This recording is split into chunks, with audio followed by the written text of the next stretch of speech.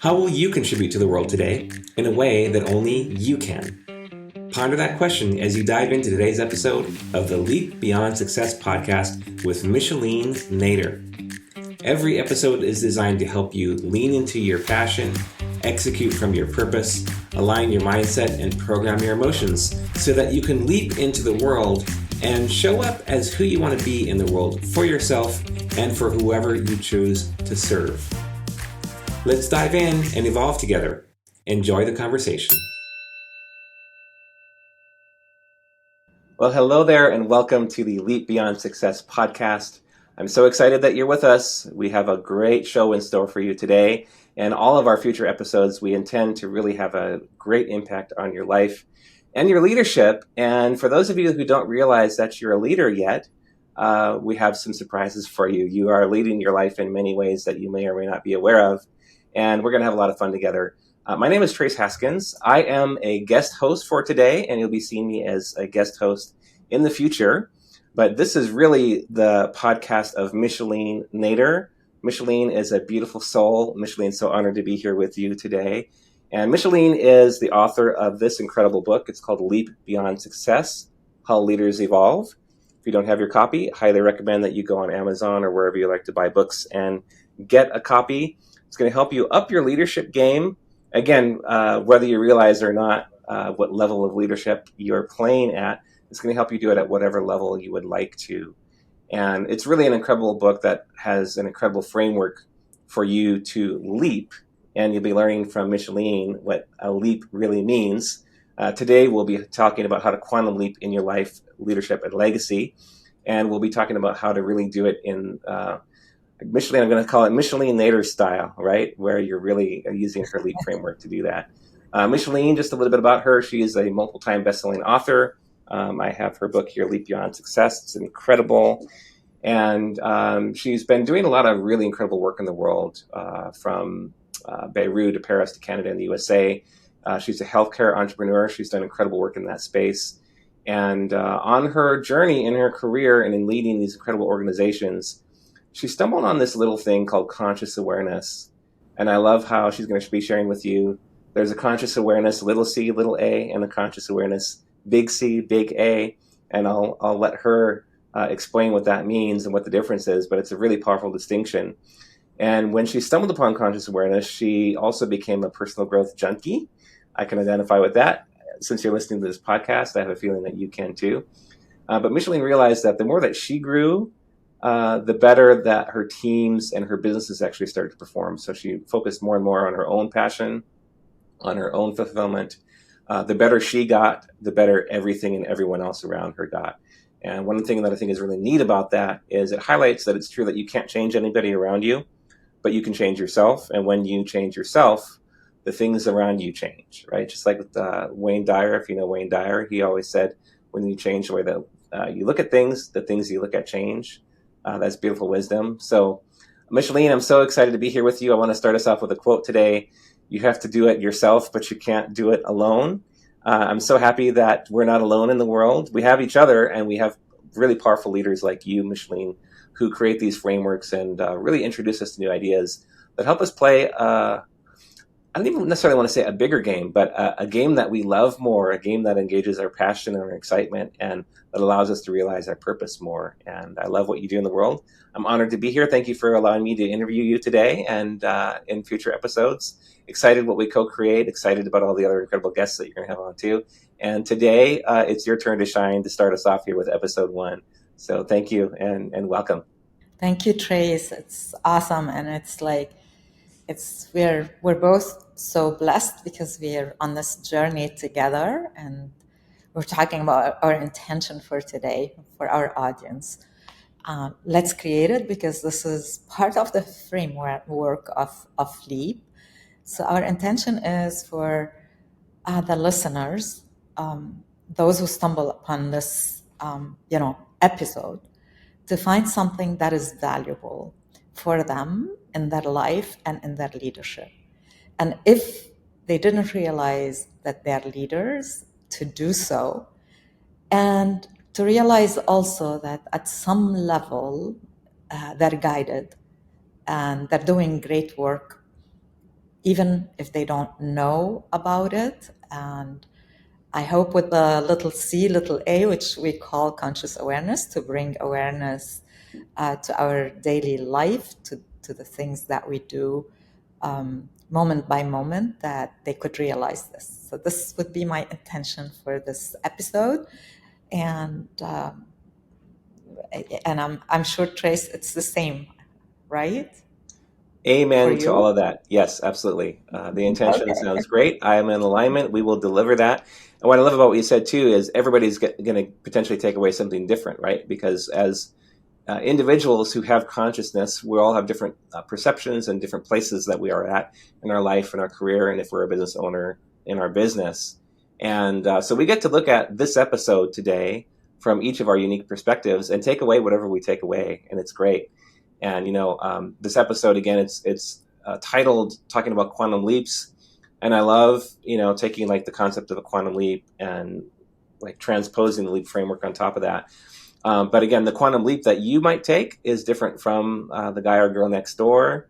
And it's exciting to see what gets actually created and what awareness comes, and how we get to kind of play with the little c and little a, and a little bit with the big C and big A. So if you're okay with this, Micheline, I'd like to ask you a question. If we just zero in on leadership again for a moment before we really get into the quantum leap sort of content, what do you feel is really missing in the world of leadership today? Maybe at the individual level, maybe at the more corporate level, so organizations, and thirdly, maybe more at the society level, like, or even global level as a whole. What do you think we're up? Well, what's missing, and what do you think that we can do about it? Um, okay. I usually like to see the glass half full before half empty, and I don't want our listeners to think that this is an episode about what's missing. It's also about realizing what's great and how we could evolve as leaders. Um, so, but what I feel is missing in leadership as a whole is the collective notion. We're still playing very small as leaders. We're still thinking about just us, like how to succeed personally, how to succeed as an organization, as a project.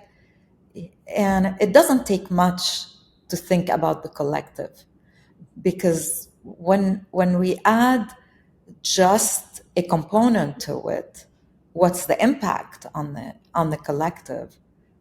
That leadership of us could become great by doing that.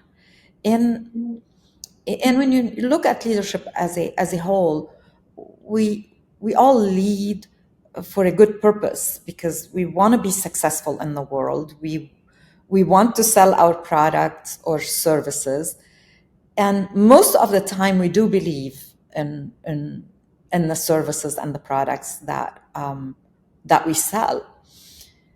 The thing that is missing is that little c, little a, that connects us to the big C, big A, which is like our conscious awareness about what we're doing, how we're present to what is, and how we're connecting it to the whole. And the whole here is not only the global or the collective, but the whole thing that exists, which is big C, big A, big conscious awareness, to the field of existence, to the field of expertise, to the field of this, how we're, moving, evolving the field, how we're moving and evolving the way we lead, that connects us to what is collective, global, and the field in itself, Trace. So that's how I feel about it. That's great. For our listeners, can you just distinguish what's an example of making use of your little c, your little a, your conscious awareness? What's an example like of day-to-day life in business or just personal life? What does that look like practically? So little c, little a is not only to to know what we're doing and what is our product, but also what is it that motivates us? Why do we do what we're doing? And when we take actions, are these actions reactive actions to what comes up?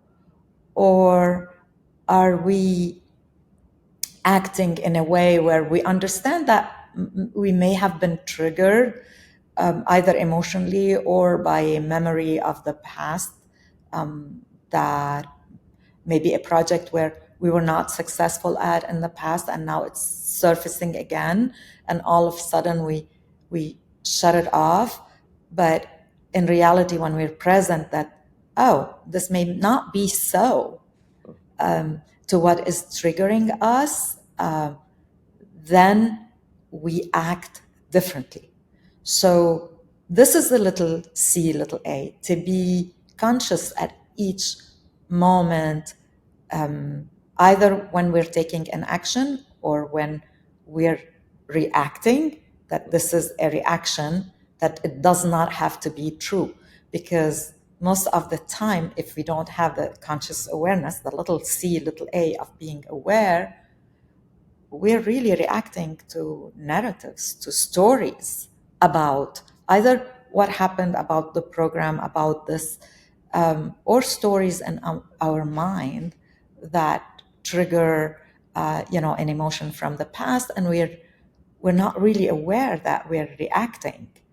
So by being an authentic leader means being aware of all this, because also it means that we're aware that our leadership is beyond just ourselves, and it is impacting others.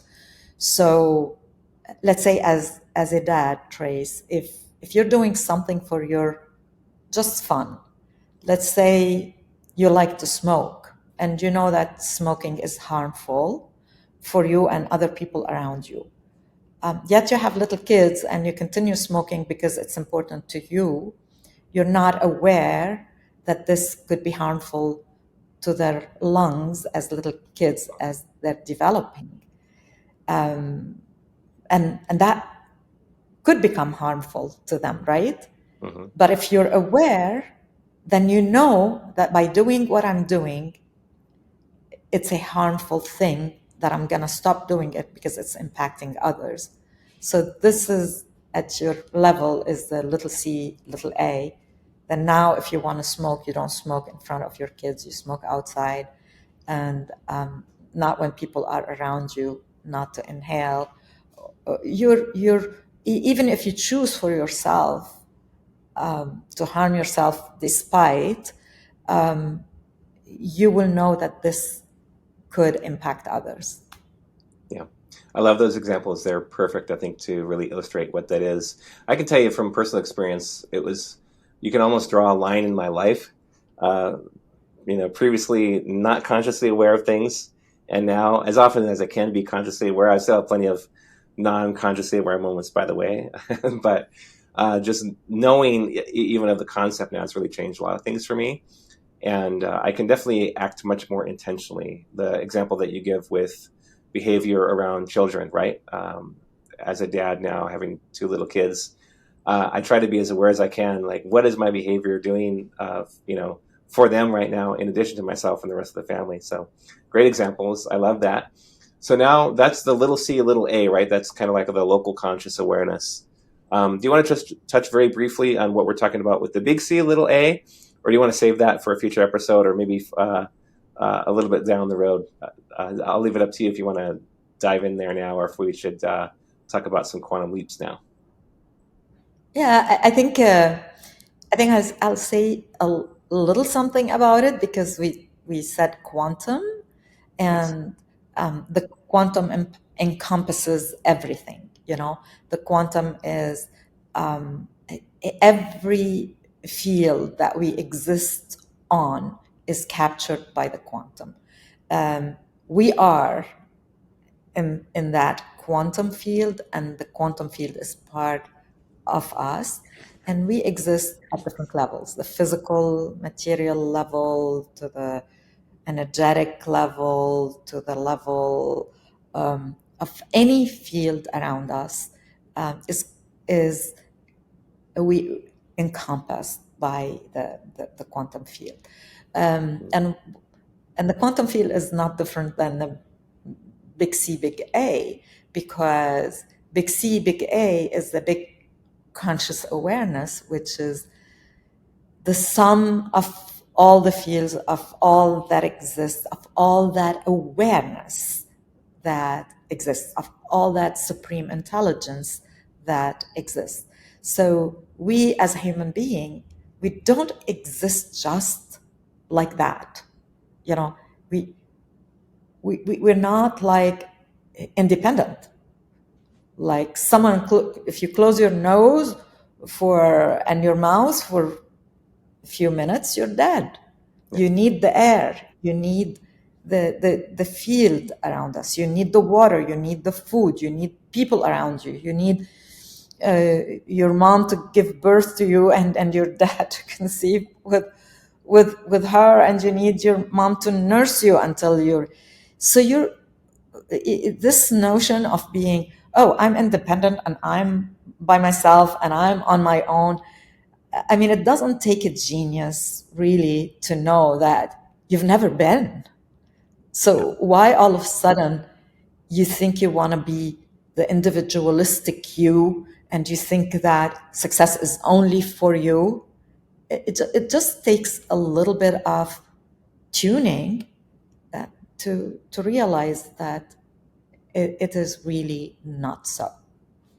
I love that. Yeah, I like it. There's a difference between, feeling self-empowered and kind of owning your actions and your states of being and things like that, and looking at yourself as an island, right? Like you're definitely not an island. You're you're part of this big, beautiful ocean, and we're all connected at the quantum level through the capital C, capital A, conscious awareness.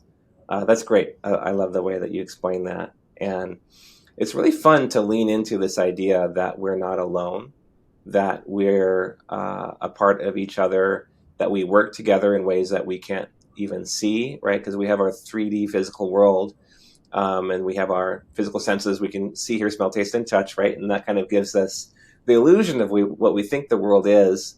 And, there's so much beyond that the naked eye can't see. And I know that we're both big fans of the fields of quantum physics and neuroscience, and there's a lot of things that are starting to be explained in new ways these days, which is really, really incredibly exciting. I know that you love that, and you talk about a lot of that in your books and in your programs. But if we talk about taking a quantum leap and we relate it to this beautiful leap framework that you've made, what would you say is actually a quantum leap? Why is it any good? Like, why would somebody be interested in taking a quantum leap? And how does your leap framework actually help people do that? So Trace, right now we could say that technology is evolving at a great speed, right? And science is evolving, and medicine is evolving. And the other day I was, reading a research where they showed that in terms of joy and fulfillment, we're not more joyful and more fulfilled.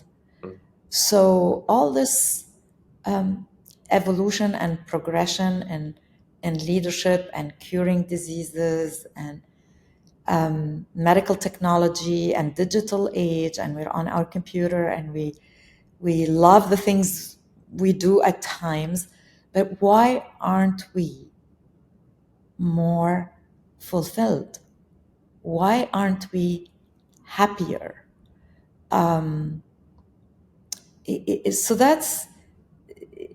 could be an enigma for a lot of people, but for me, because I did wrestle with this and I was unfulfilled despite having everything at one point in my life. But what I realized, that when I'm really passionate about what I do and how I'm doing it, it does not mean that sometimes I'm frustrated or I'm not fulfilled and I'm not joyful about something that I've done, but it means that I can bounce back. a lot of people ask me this question. Oh, now you're talking about conscious awareness, so you must be like consciously aware all the time. And You're oh, how does levitating it all day feel? And I long, say, right? You're no, levitating up there in the air somewhere all the time.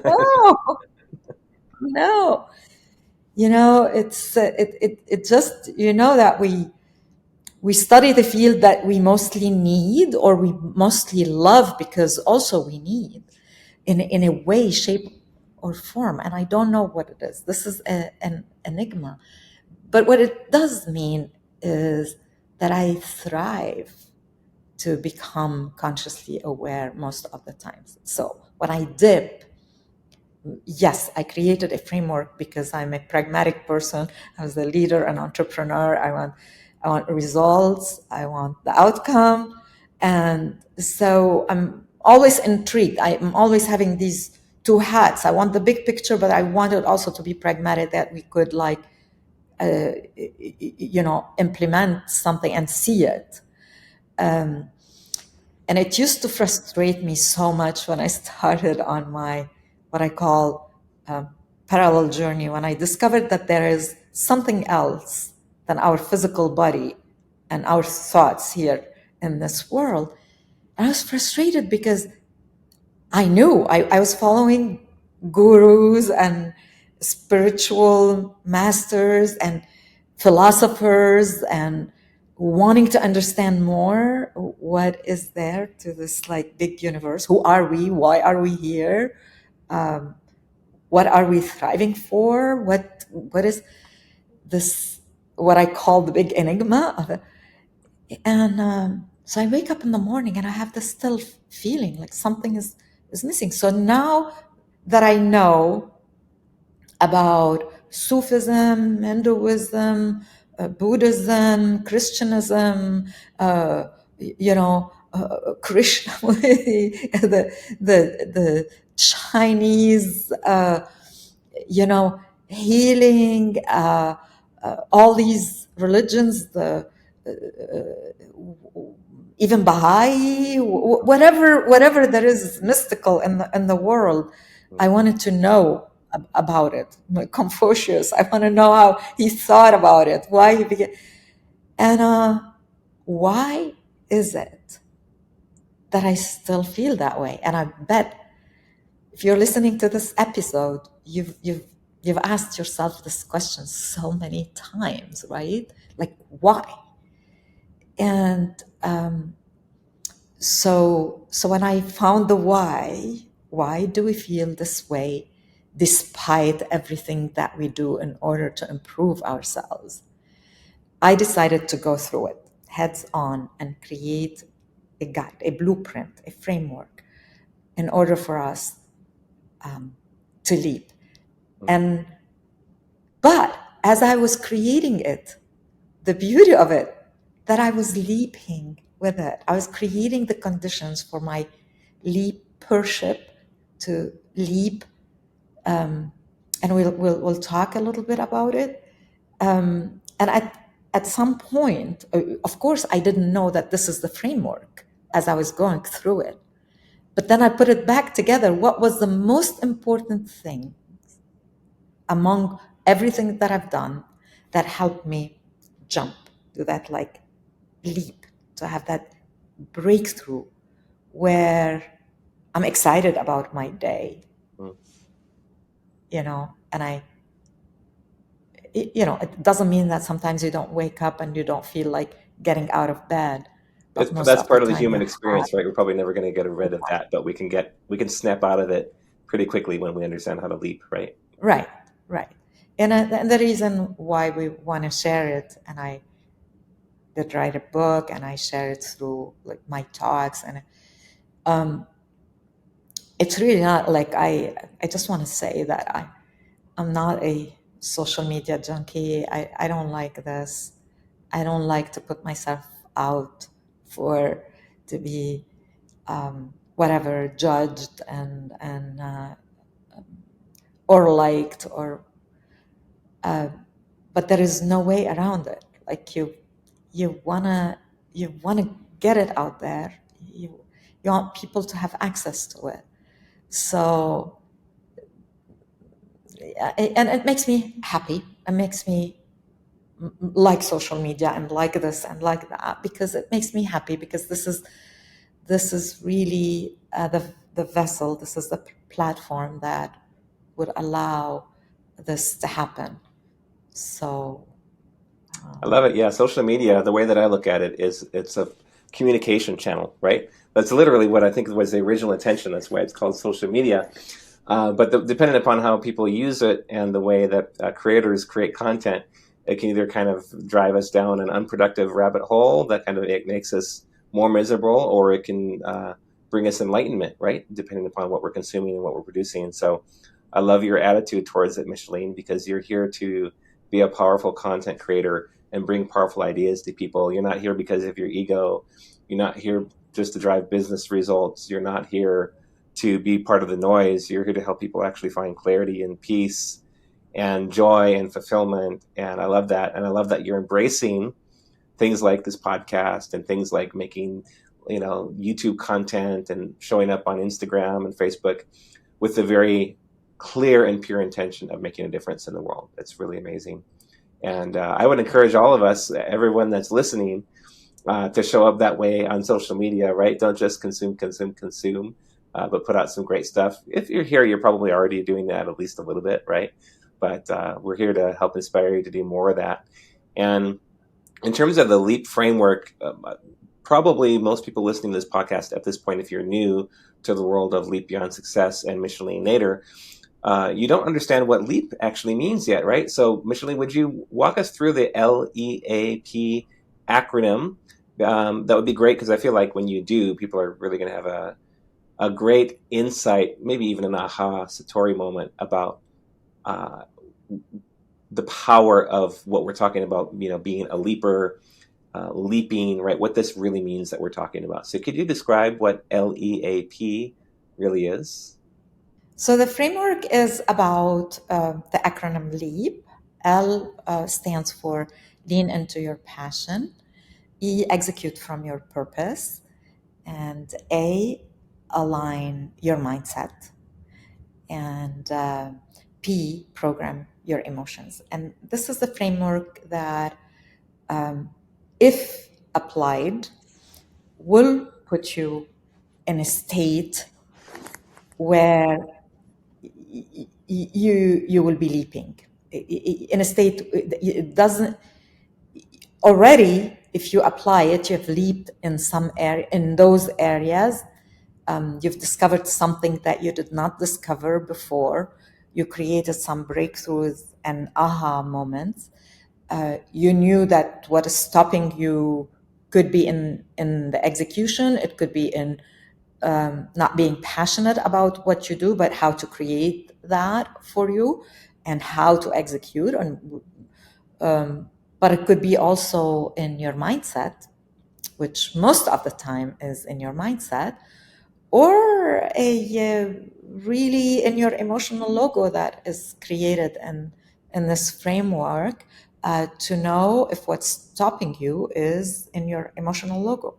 But also through programming your emotion, you know now how to extract the positive emotion, the great emotion that you've had, the visceral great emotion that you've had, and you attach it to something you want to create and how to do it in order to manifest it.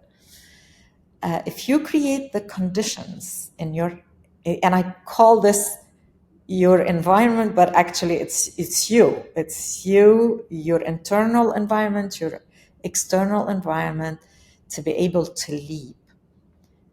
There is no way in my mind that you will leap. And what is leap and how is it different from innovation or progression? And leap really is that precipitous jump, this big breakthrough that it does not happen because of your past. It happened. It so happened. It's such a transformation or metamorphosis in something that you do, but to the positive. Because, like, if you tell someone, okay, you're gonna have a transformative, experience, most of the people would shy away. I don't want to be transformed. I'm good with it. No, it's not transformative in the way that you'll be changed from A to Z. Something that was stopping you that will be transformed in a way where your life is evolving to the better. So that's what we're here for, to create those perfect circumstances and this perfect environment for us to live in that way. I love it. That's incredible. I love that you made the distinction about environments too, being the environment being you, because you can be in an absolutely terrible environment. You can be in a war zone. You can be in a chaotic relationship. Like you can have a lot of things around you in the physical world going on, but you can still create this environment within you in order to create a leap. So it's really, really powerful. I really hope that everybody gets that who's listening. Another thing as well, this concept of leaping. Mm, it's something that it becomes a way of being, right? So when you understand these four steps of leaning into your passion, executing from your purpose, aligning your mindset, and programming your emotions, it allows you, as you say, Micheline, to evolve from an emerging future. So the thing about us human beings is during our first 6 or 7 years of being on this planet, we're programmed a certain way by our environment. Our environment meaning, people around us, our parents, our guardians, people in our social circle. There's a lot of core things that are built during that time period of our life. And then, of course, into teenagers and adulthood, we pile on more layers of programming. And I forget what that statistic is. There's like a scientifically proven number, but I think it's by the time you're 25. Don't quote me on that exact number, but it's around the age of 25 where your personality is developed. And everything you do, every decision you make, right? It's made from that program from the past. So the leap process allows you to become little c, little a, consciously aware of those programs. And then you can start to decide, independent of those past programs, independent of the past circumstances, independent of the present external environment, who you want to be, identify what your passions really are, identify what purpose you want to choose in the world. And you can start to then identify, I want to create this particular future, or at least head in this particular direction. And you start to create your life, right, with this leap framework from that new place instead of from the past, which is so great. I mean, our Right. past has some great things with it too, but there's a lot of things that tend to hold us back, right? And that's where aligning the mindset and programming the emotions really are powerful things. You talk about also the emotional logo. I love the way in your online course you explain how that emotional logo process works, because you're really healing some things from your past that you have no idea is holding you back. And when you're aware of it and you move past it, it's like a completely new world, and you become a new personality. But you're changing only the parts of your personality that are holding you back. And like you said as well, um, you're not being forced into transformation. The transformation is coming from the inside out. It reminds me of a quote, people don't resist change, but they resist being changed. So there's none of us or anybody that's going to do the changing or the transforming and inflict it upon you. You're doing it from the inside out, and that's when it's really powerful. So I love it. Thank you for creating it. It's so beautiful. Well, yeah, I love how you explained the trace as well. Um, I think also um, the culprits of the sticky emotions Mm-hmm. are those in our subconscious, and this development, I mean, this program is created when before we're age 7, the subconscious one. And what I found out as I was working with my emotional logo and I was creating it, and what I found out that there are different portals to that emotional logo. Like Mm-hmm. there is this traumatic emotion that I talked about in my first book, The Dolphin's Dance, Discover Your True Self. through 5-step powerful journey into conscious awareness. That was the one. Yeah. And Great book too for those of but you listening. it Just went, saying, go pick that one up. In addition to Leap Beyond Success. Sorry to interrupt. right. And in this new one, what I talk about your leadership emotional logo, because the leadership emotional logo is something that you're aware of, or you can go back to, and through the exercises we go back to that emotion that is uneasy, that is negative, that you would remember. But the beauty of it is if you go back enough, even I mean, there are ways to go back to the subconscious mind, but you have to work with someone, or you have to really be committed to it. And it's like layers after layers after layers of peeling an onion. So as far as you can go, and even if you work with someone to go even deeper, you will find out that the narrative and what is holding you back, and that emotional logo is linked to your original traumatic emotion from the past. I remember one time I was leading a workshop for family entrepreneurs. They were all business owners, and I remember this person. With the positive mindset that everyone wants to be positive, even if we like see someone that is really bad in front of us, we say, "Oh no, this is a great day." Like it would be like raining and so many accidents on the road, and I was like, "Oh, this is a great day." No, this is really not a positive mindset. It's like choosing not to see what is, right.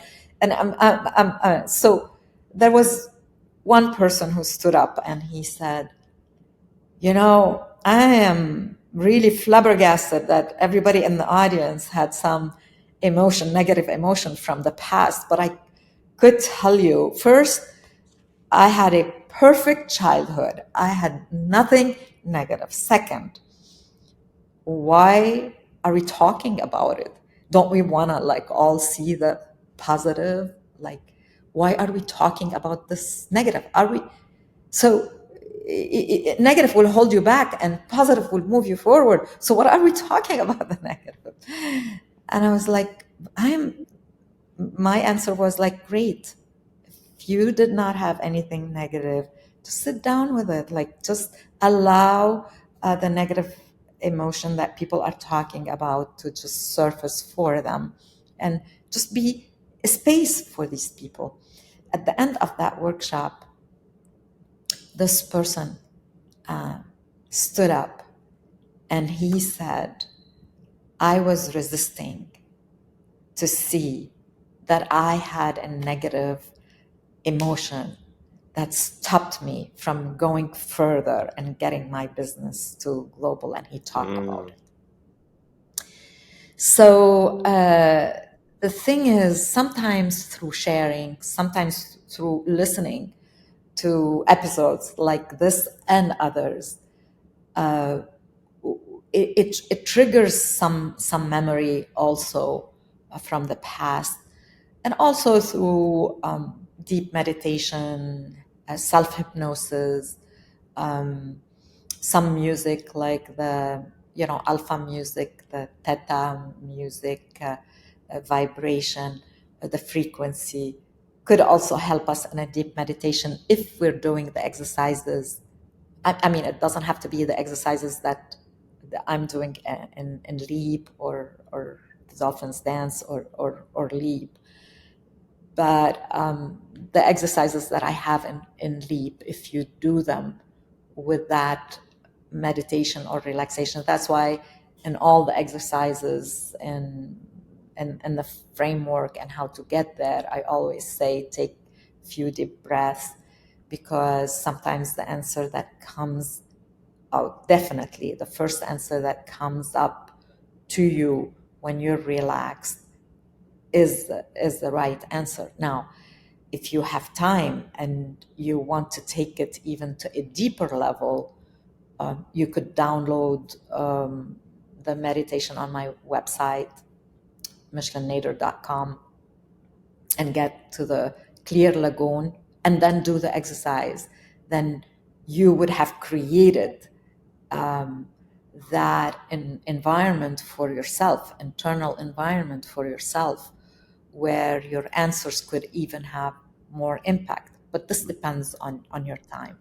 And as I said, the beauty about the leadership emotional logo in the book is that it is a portal, it's an entry point, and it's linked to the original one. I sometimes call it the original sin, that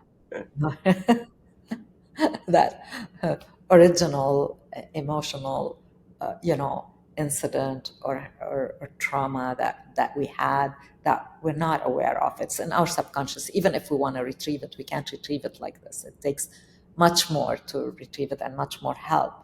But there is a way of linking it and knowing what is surfacing for us at this point in time.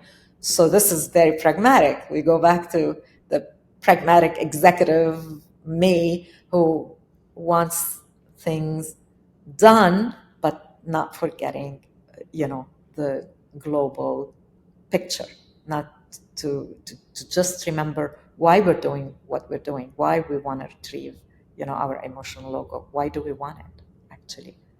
Why do we want to leap? Why do we want to leap in any area of your life? I could tell you, even if you were very successful, there is an area of your life where you would want to leap. If it's not professional, it could be personal. If it's not personal, it could be spiritual. If it's not spiritual, it could be in your, relationships or service. There is an area of your life where you want to leap.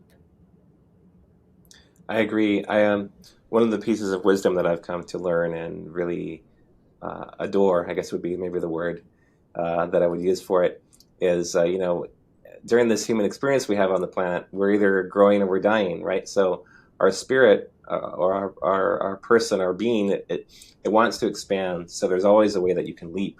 And like you said, even if you think you've gotten to the top of the ladder, you're at the top of the mountain, you've done so great. There's something there that you can still do more.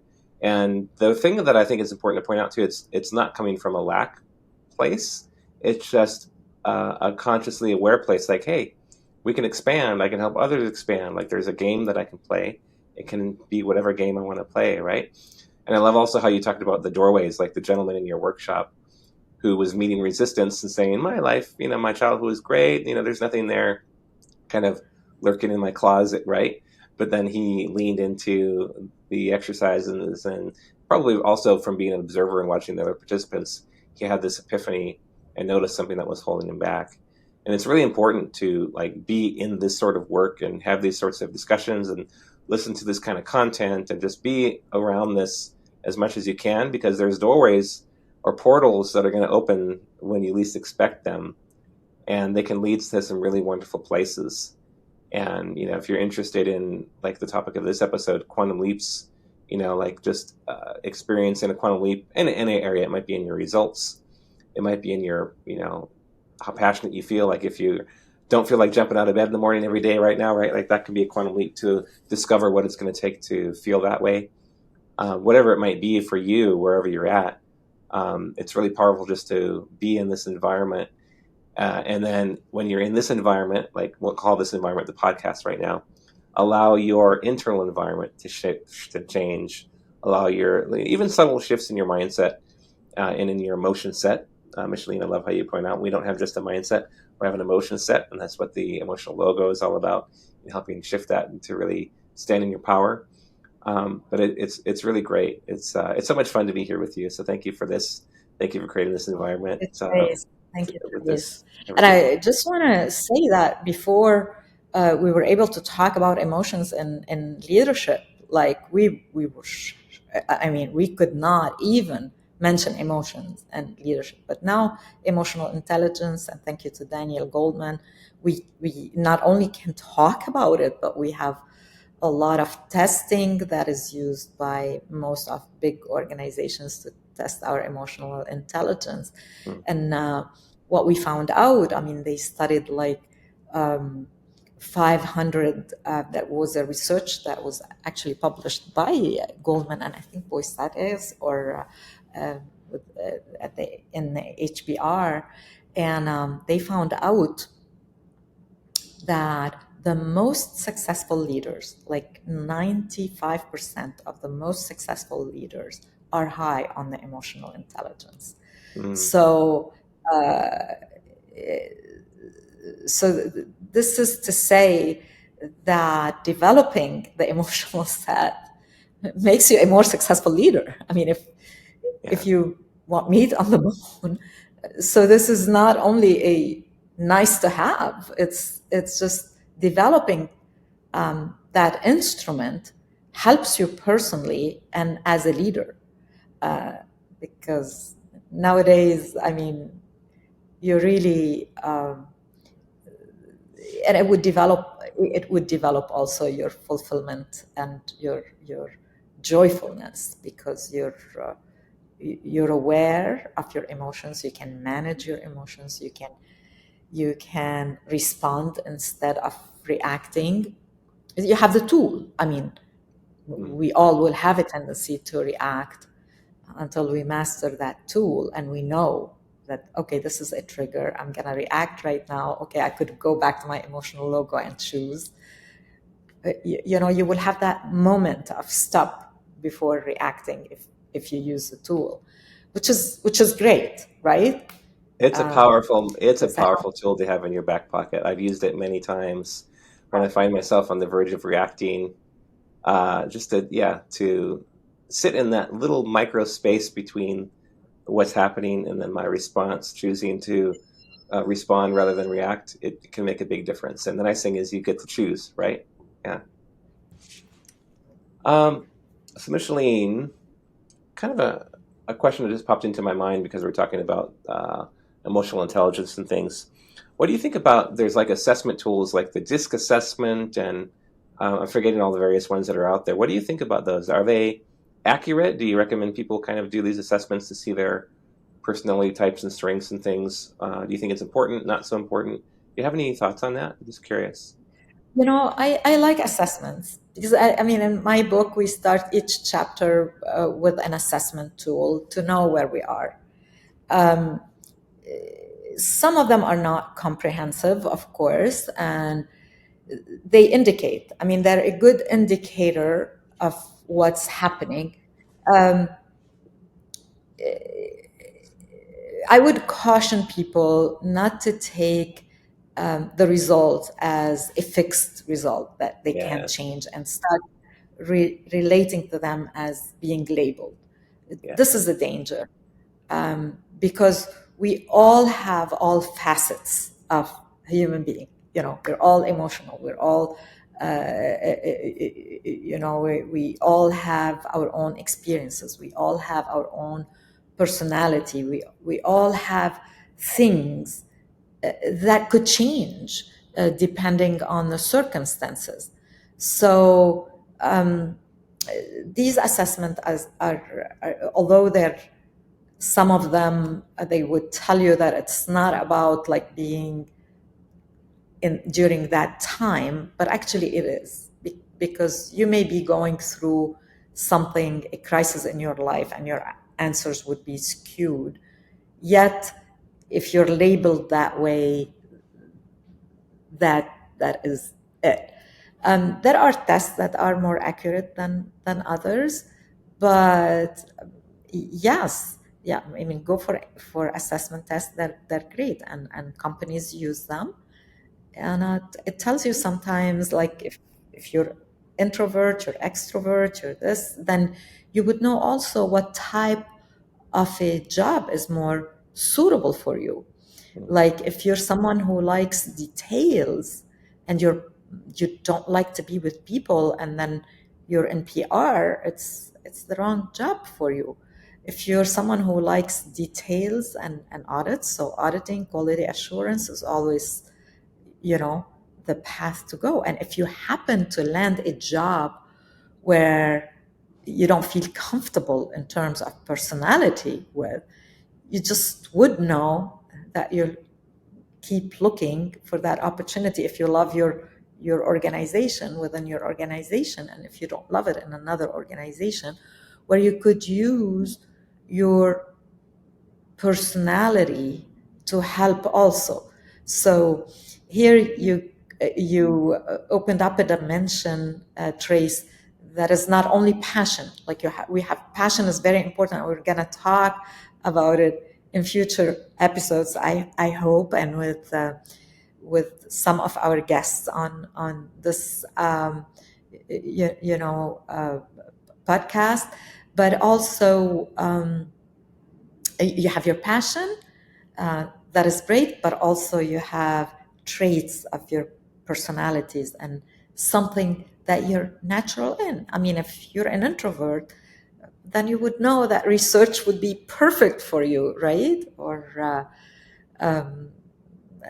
creativity. It doesn't mean that you're not as good as others, but it really means that you're creating around you the best circumstances for you also to lead, evolve, and leap. I love it. That's great. I love the distinctions that you pointed out and the pros and cons of using those types of tools.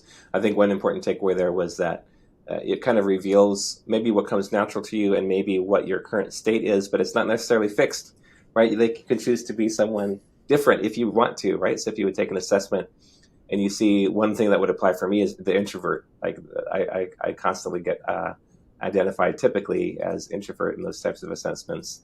And I'm generally okay with that. It makes me aware of how I can then kind of step outside my comfort zone in different ways while still being okay with that general character trait, right? So you get to choose what you do with the results, but it's important that you interpret them the way that you want to interpret them to empower you, right? So I love it. That's great. Right, Thank you. right. Like Yeah. for me, it's both. It's I can be extrovert and talk to people and very social and love networking, Hmm. but I need after that my introvert time. Yeah. I Recharge, introvert. right? Yes, I need to recharge. And it's very interesting sometimes in your family when you see that your kid is like always in his or her room or something. These tests would reveal something. So assessment is very important for a leader, Yeah. and that goes back a little bit to what I was saying about mindset. Like not to see things better than they are, not to see things worse than they are, but to be able to have this quality to see things as they are is not a given thing to us. Believe it or not, we live in our stories, we live in our narrative. So when we see things as human beings, we don't see them without attaching a meaning to what we see. And Yes. being able to see things as they are is really very important for a leader to be able to design a course of action, right? So yeah, assessments are important as long as we know that we don't want to label ourselves this way or that way. In different environments, different circumstances, we can move from one place to another, Mm. and with different development, with different evolution, with like sometimes reading a book or doing some exercises, we could shift totally from one place to another because our mindset has totally shifted. Our narrative about being even not to want to socialize with other people, and then we find out that we didn't want to socialize because we had like a fear of it. One time someone laughed at us and we decided like we will not socialize, or we will not go to a party anymore, or we will not speak in public anymore. And when we realize this and we're able to shift our narrative, which is a lot in our mindset, and Leap goes with that framework, and we can shift our narratives or whatever other work one is doing, that we can shift Yeah. from not being social to being social, or like being social. And some people go the other extreme when they have a leap or a breakthrough, like from like maybe all their life being behind closed doors, and all of a sudden now we want to socialize, create network, be more social on social media. So it's really just be aware not to label yourselves or your kids, even with all the assessments of ADHD or ADD or whatever. Just know that these are also circumstances that could shift and could help with that. Such a So powerful that's awareness. Yeah, nothing is fixed, especially if you're nothing. making an effort to transform or make a change in whatever appears to be fixed. I love it. You can make big changes and big shifts in your life that you never would have imagined if you would have been, basing things off of just an assessment or Right, past right. behavior, right? Like that does not limit you at all. It's only yourself that keeps buying into the narrative, right? So I know we're talking about doing an episode in the future all about changing your narratives. So we'll dive deep into a future episode on that. But it's so powerful. Like you can become a whole new mm, upgraded version of you if you want to. Right? It's totally personal choice.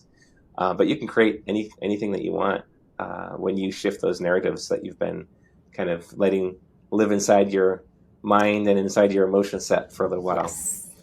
Um, so Micheline, if you think about people, what they're doing on their daily basis in their personal routines and rituals, as well as in their career, if they're working for a company or if they're an entrepreneur, or if they're a leader, either of their own organization or somebody else's organization.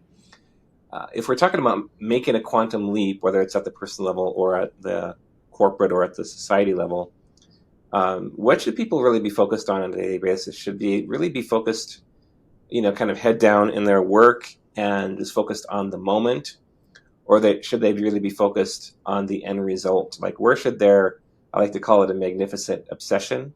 Where should that be?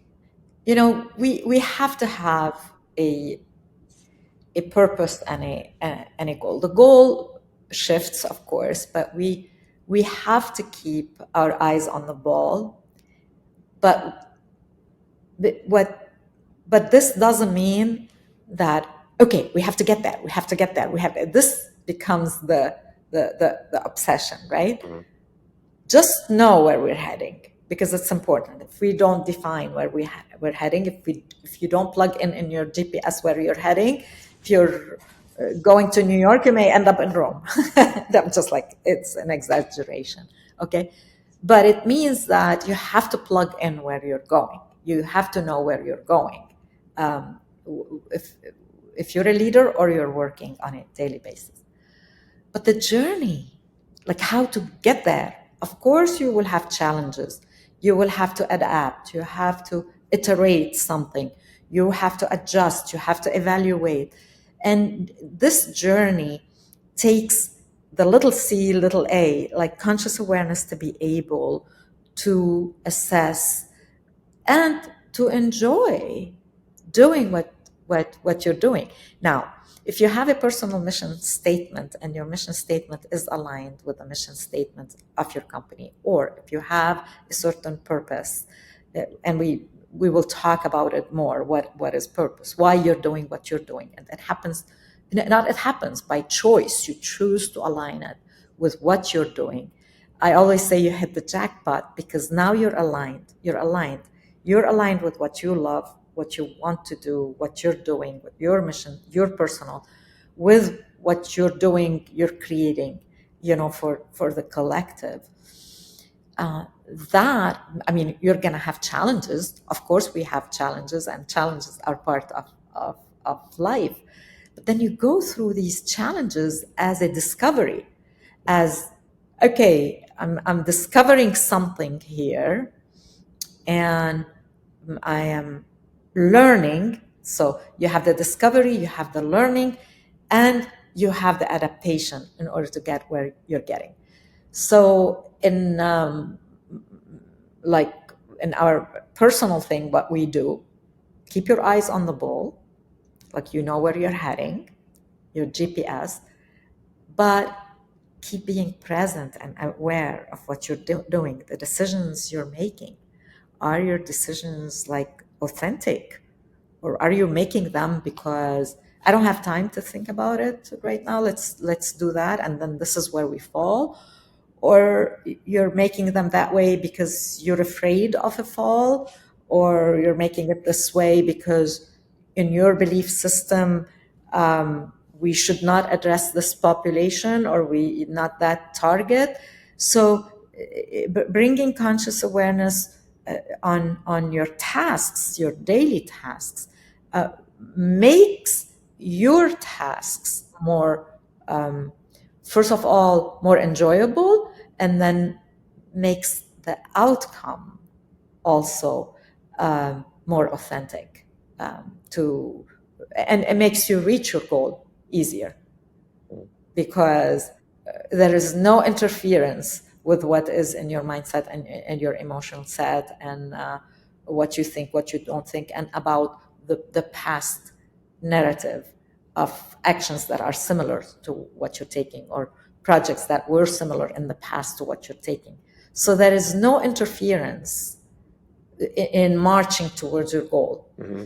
So that would be a something very powerful on a day-to-day basis to do it. I could give you an example. Let's say just a basic example.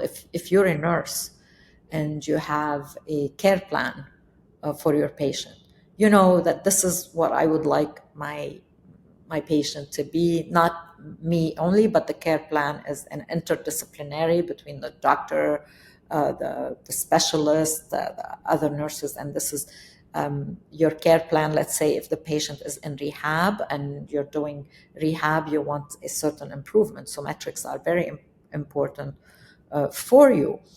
But if today you're not going to do the rehab for the patient because you think that you're not feeling like it, I don't feel like working today, so I don't feel like it, and for some reason next time the next nurse who's coming in 2-3 days happened to be absent or did not do it as well, and all of a sudden the patient did not improve because of that, and your goal is really to help patients improve, then you're not marching towards your goals.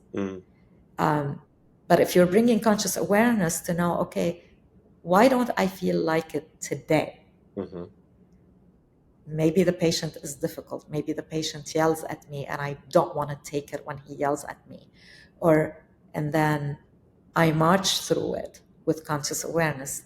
He's gonna yell, and today this is what I'm gonna tell him, when he yells, and let's see if this works. If you approach it with this curiosity, now, if you know what's holding you back, then you can approach it with curiosity. But if you don't know, if you don't have that conscious awareness, I don't feel like it, and I don't know why I don't feel like it, then you're not marching towards your goal. But if you're inquisitive enough and you're curious enough to know, like, okay, let me see, why am I not doing what I'm doing? And you find out that you don't feel like you want to put up with that, then you try to be more curious about it, and then all of a sudden there is a big improvement, and maybe the patient did not react. So not only you march towards your goals, but also you found a way with difficult patients. So you're growing and you're getting towards your goal while doing a simple thing, bringing your awareness to what's so in the moment. And when you engage on a leap journey, you're engaging in, okay, I am the observer of me. I don't need someone to judge me. I am the observer of me. And okay, why is it so? And just like I am the observer of me, so that puts you in charge. And second, why is it so? Why is it so for me? And but if you've established, let's say, your emotional logo, you have it always there. You don't need to dig deep because you know what it is. If you've established your own personal mission statement, it is there for you. What is it? Why is it important what you're doing? And when it is there, then it increases your chances to motivate yourself in that instance. So who's growing? Not only who you're serving, or not only the purpose of it, but you're also growing out of this experience. So and through this comes joy and fulfillment, because it's not only to achieve, but achievement here happens, but also to create fun on your journey, to have fun, to, like, okay, I'm doing what I'm doing, but I'm bored most of my day. Why am I doing what I'm doing, right? Mm-hmm. So that brings joy and fulfillment and aliveness and excitement to your daily life. I mean, if you can inject some fun, wow, that's what it is all about. Like, why? If we can have fun also doing what we're doing, right? Amen, sister. I think it's important that we're having fun on a daily basis. Like, if we're talking about our career or our business specifically, we spend so much time, or I like to say we invest so much time in whatever we're doing. It's kind of important to do a little check-in once in a while, be the observer, and ask ourselves, does this light us up? And if not, let's step away, step back for a second, and look at why isn't it lighting us up, and what can we do about it? It's really important what you just talked about, becoming the observer. When you do that, you can kind of disintegrate with whatever the circumstance or the emotion is. You can look at it objectively, and then you can do something about it, right? It's so powerful.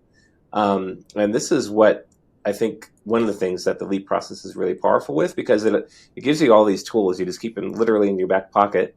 Like if you had notes about it from going through, you would literally keep them in your back pocket or your purse if you want to. But they really become a part of you, so you don't even need to do that. But you have these tools there, and life becomes more smooth, because when something does arise, when a challenge arises, when a discomfort arises, when something arises that you're just not feeling jazzed about, you can look at it and become consciously aware of it, and then make a choice about what you want to do about that, right? Rather than a lot of people, myself included, guilty as charged, going through life for however many years or decades, kind of stuck in this program, just doing the status quo, just kind of drudging by. You don't have to do that. A whole different world is available, and it doesn't take much to experience that quantum leap to get there. So it's really great. And thank you for sharing, Micheline, the things that the way that you do, and using the examples. I think it's really powerful for me. So thank you, and for our audience as well. Thank you, Trace. We're going to wrap this episode pretty soon here. I want to ask you a real quick question. So we've kind of touched on the topics of joy and fulfillment in our careers and in our life, and kind of the complete experience of life would be to kind of go through life feeling joyful and fulfilled. Okay, I actually have two questions for you.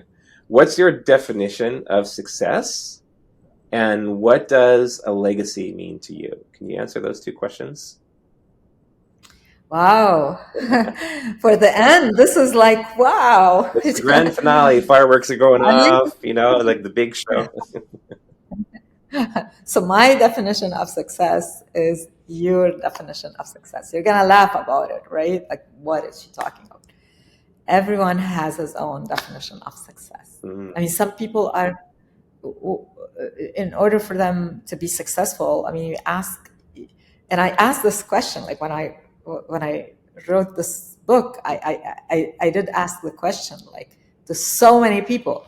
Some people, their definition of success is to live, happily with their family and have what it takes for them, to live happily, to have a house, go on vacation, and that's it. Mm-hmm. Some people, their definition of success is millions in the bank, and some people is like billions in the bank. Okay. And some people, it is their definition of success is philanthropy, is to give back, is service. So everyone has his or her or they their own definition of success. It doesn't matter what success means to you. Mm. It is what does it take for you to feel that you did what you're supposed to do. That is why all of a sudden passion and purpose comes into play, and even legacy. Mm. And I start my book by talking about Alfred Nobel, who, was the inventor of dynamite. And he was a big, scientist, and this is what he loved to do for life. And 8 years before he died, he was living in France, and the newspaper published the obituary mistakenly of his brother Ludwig, but instead of publishing the obituary of Ludwig, they published his own obituary. Mm. And what it said, the merchant of death died. Mm. And all of a sudden, his life was about death. Although, dynamite was also used for buildings and constructions. And he realized that what his life was about death instead of positive impact. So this is where he created the Nobel Prizes and all sectors, right? That's a great example of a quantum leap right there. It's like it's never too late, right, to change the meaning for your life, to change what you're up to, like right in this moment. Like we've got this moment, right? So like he Right. had that aha moment of like, oh man, this is how people are going to remember me. I don't want to be remembered that way, right? I'd like to create a different level of joy and fulfillment in my life. So I'm going to create this thing called the Nobel Prize, and yeah. But now let's think about him now, because you asked about legacy. Mm-hmm. And I love this definition about legacy, and I think I saw it in Hamilton, actually, in New York City. It was beautiful. It's like getting to plant seeds in a garden you will never be able to see.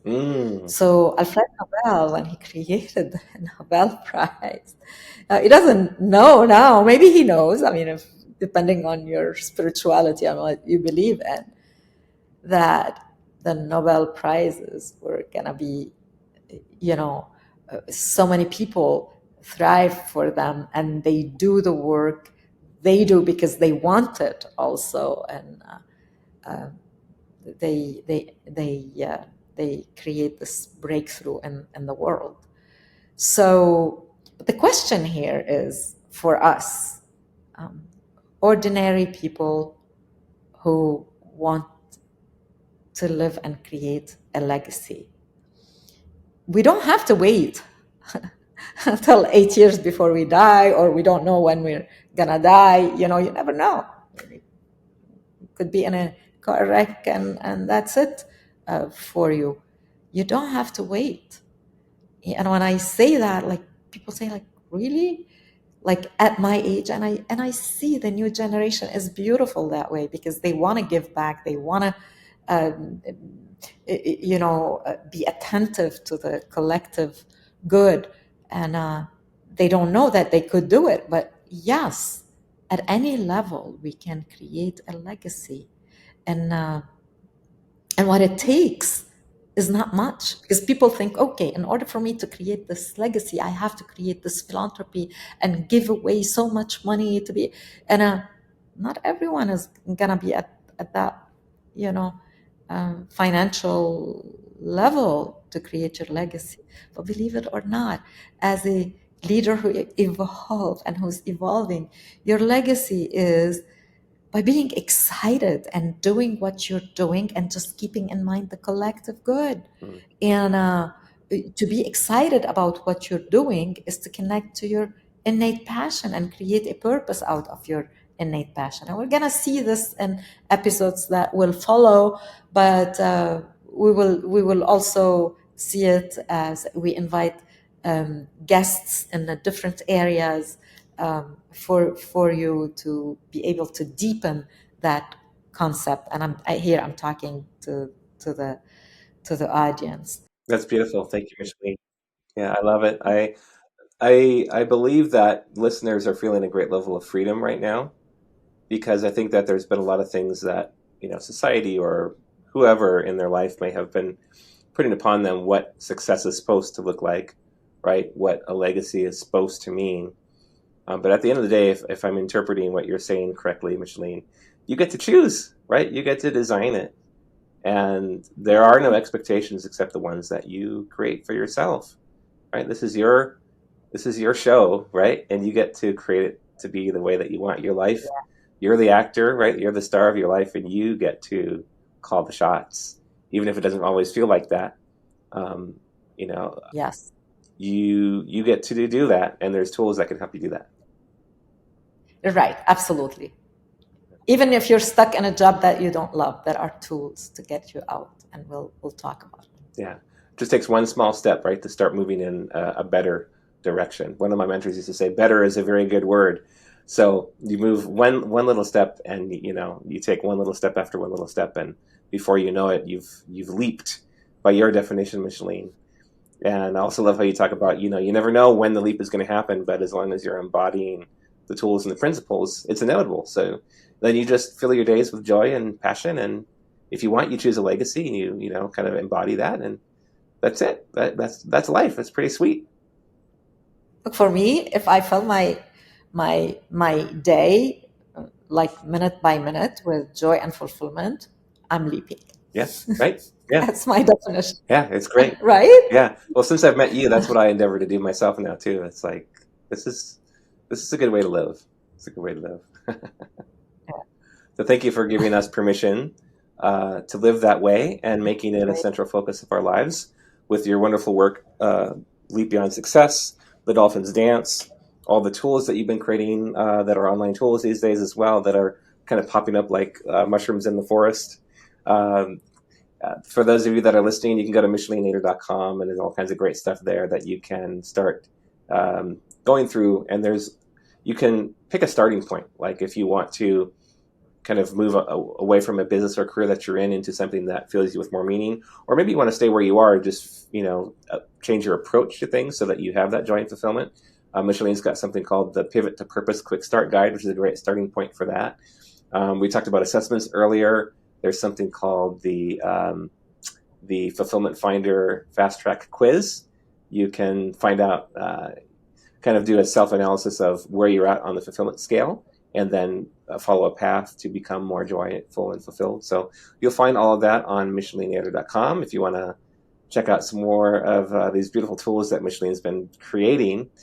So at this point, I think I'd like to say thank you, Micheline, for an incredible first episode of many to come. I see thousands in our future, and it's going to be incredible. And I thank you to our listeners who are listening today.